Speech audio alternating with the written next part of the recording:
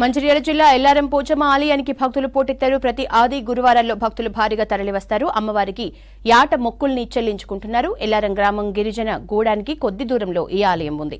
భక్తుల కోరిక తీర్చే కొంగు బంగారంగా ఎల్లారం ఆలయం ఉంది. ఒడ్నాలమ్మ చెరువు దగ్గర భక్తులు పుణ్యస్నానాలు ఆచరించి అమ్మవారిని దర్శించుకుంటారు. ఏటా లక్షల మంది ఈ ఆలయానికి వస్తారు. డప్పు చప్పులతో పోచమ్మకి బోనాల మొక్కుల్ని చెల్లించుకుంటారు.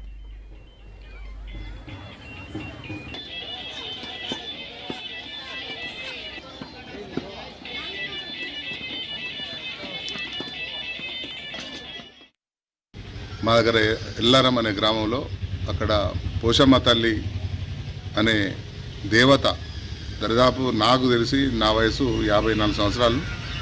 మా తాతల కాలం నుండి ఆ విలవెలుపును అందరూ మా గ్రామాల్లో మా మండలంలో చుట్టుపక్కల బెల్లంపల్లి మా కాన్స్టిట్యూన్సీ నుండి అందరూ వచ్చి వాళ్ళ కోరికలు మొక్కుకొని నెరవేరుతున్నాయనే నమ్మకంతో అక్కడికి మెల్లమెల్లగా పోవడం, వాళ్ళ ప్రజల కోరికలు తీరడం, ఆ తల్లి గొప్పగా వారందరికీ వరాలు ఇవ్వడంతో అది మెల్లమెల్లగా పాకి మహారాష్ట్ర నుండి కానీ ఇంకా సుదూర ప్రాంతాలు కర్నూలు జిల్లా నుండి ఇటు పెద్దపల్లి జిల్లా నుండి పక్కనున్న మన ఇటు మహారాష్ట్ర ఇవన్నీ దగ్గర నుండి చాలామంది భక్తులు కోకోలలుగా వస్తున్నారు.